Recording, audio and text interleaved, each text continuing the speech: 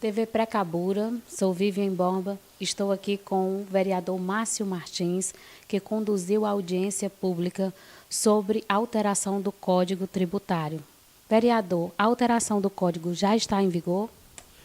Infelizmente, o prefeito fez uma prorrogação, né? Essa prorrogação, inclusive, através de decreto, o que não poderia acontecer, né? Passar por cima de uma lei, a lei já era para estar em vigor no momento que foi sancionada.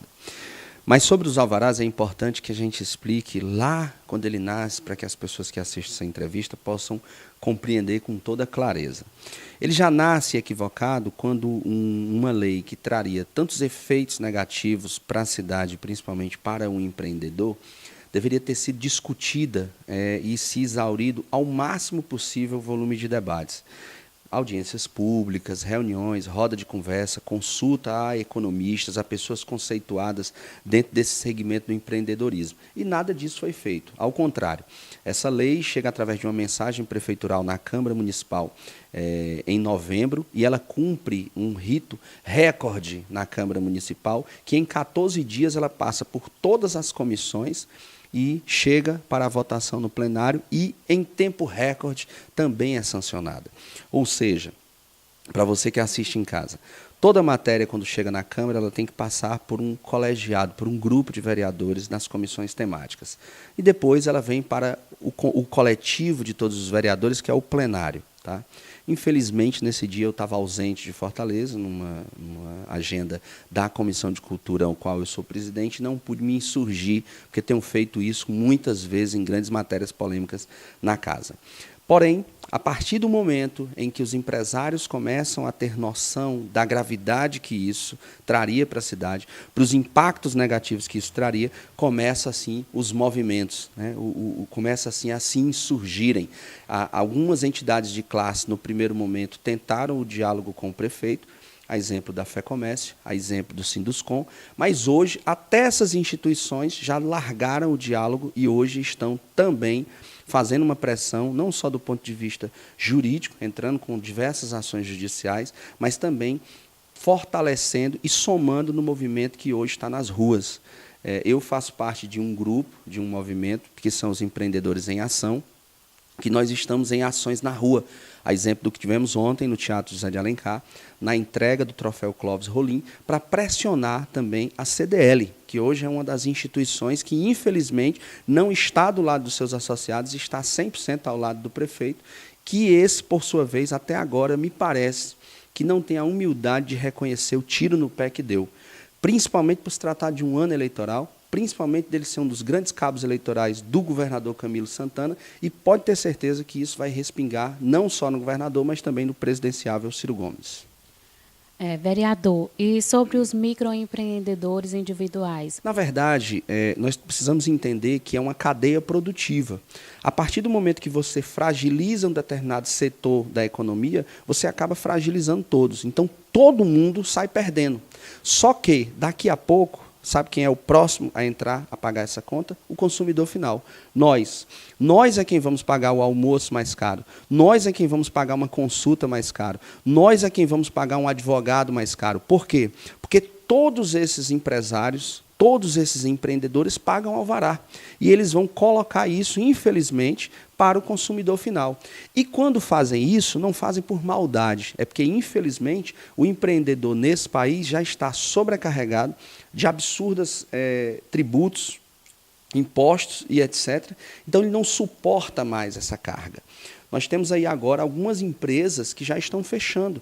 E aí, algumas pessoas que querem defender esse absurdo do prefeito dizem: como é que essas empresas já estão fechando se os alvarás vão começar a ser exigido a cobrança a partir de agora, 1º de agosto? É simples de explicar.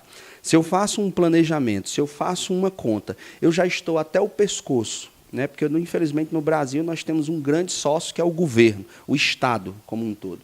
E aí eu percebo que vai chegar mais um, que a minha margem já estava absurdamente lá embaixo. Então, eu já faço o seguinte, eu decreto logo falência, porque eu vou ter mais um, a minha margem era micro, e agora ela vai ficar quase nada. É importante ressaltar que nós vamos ter alvarás em Fortaleza que vão chegar a custar R$30 mil. E é um absurdo esse disparate, por quê? Vou fazer um exemplo para vocês. um campo society. É um espaço que precisa de muita área, né? E ele vai pagar o alvará mais caro. Enquanto uma loja, por exemplo, uma joalheria, que ela pode precisar de uma sala de 5x5, de 6x6, que tem um faturamento muito alto, mas ela vai pagar mais baixo do que esse campo society na periferia de Fortaleza, que leva o lazer. Eu citei isso como exemplo, mas nós podemos ter muitos outros empreendimentos que necessitam de muita área física. As oficinas, as metalúrgicas, as escolas, né, elas necessitam. E são empreendimentos que geram emprego e renda. O que é que vai acontecer? Nesse momento de retração econômica, nós estamos precisando impulsionar a geração de emprego, nós vamos começar a ter mais desemprego ainda. Aliás, nós já estamos tendo. Vereador, será um pagamento de alvarás anual? Os alvarás, eles, no primeiro momento, no Código Antigo, nós só tirávamos uma única vez. Quem quer que fosse empreender, tirava uma única vez. Agora, além desse aumento de 800% na taxa dos alvarás, o empresário vai ter que pagar anualmente, mesmo que ele não faça nenhuma alteração naquela entidade, naquela empresa. Ou seja, eu também sou a favor de que, se antes eu abro uma empresa e eu vou fazer uma reforma na estrutura física, ou eu vou mexer na estrutura dos sócios daquela empresa, eu acho que é justo, sim, que se cobre alguma taxa, porque há uma movimentação e tem custo. Mas se eu vou passar os 12 meses do ano sem fazer qualquer alteração, o que é que me justifica? Tem outra gravidade. Fortaleza hoje detém um sistema chamado Fortaleza Online, que ele nasceu para desburocratizar e facilitar a abertura de uma empresa, a retirada de um alvará ou de um registro sanitário, enfim, a legalização de um empresário. No momento que isso chega para desburocratizar, em tese, esse procedimento era para tornar-se mais barato, tendo em vista que eu não vou usar tanto material, porque é quase tudo online, então papel que eu usava eu vou estar economizando, pessoas durante todo o processo, ou seja, o servidor público, eu também vou ter menos, e automaticamente eu vou ter um custo menor naquele órgão público. Então, o que justifica? Infelizmente, o prefeito quer ter lucro sobre uma taxa, e o papel de taxa não é esse. Legalmente, as taxas não nasceram para isso, e isso é papel de imposto. Tá? Então, existem inúmeros equívocos dentro dessa reforma do Código Tributário, e no momento que o prefeito se viu pressionado e acuado, a emenda saiu pior que o soneto.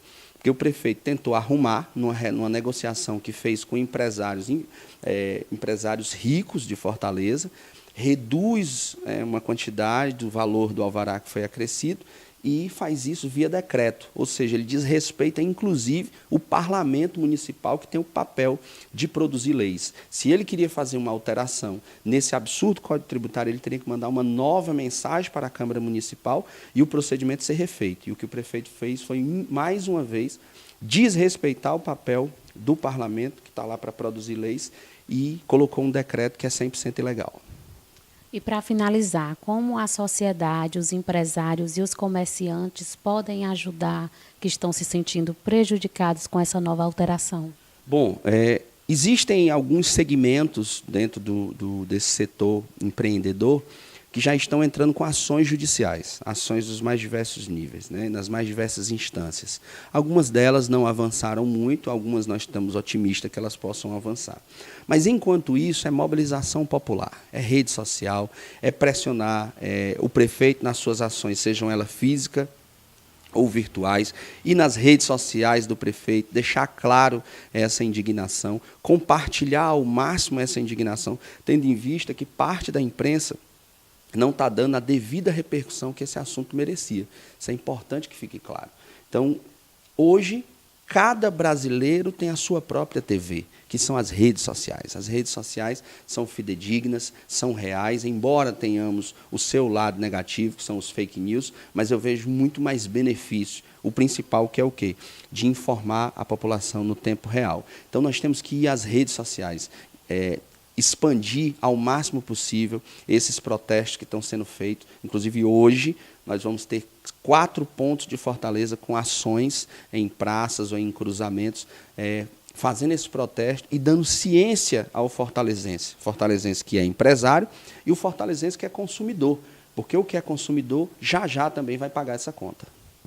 TV Precabura agradece a participação do vereador Márcio Martins, somando aí conosco.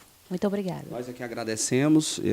Eu tenho aqui acompanhado a repercussão dada por esse importante veículo, né, de comunicação, principalmente pela independência, por dar o espaço à liberdade que nós parlamentares temos, e esperamos que você que acompanha aqui tudo que foi dito possa repercutir ao máximo, compartilhar esse vídeo com o maior número de pessoas para que essas possam ter ciência da gravidade que nós podemos ter na economia de Fortaleza.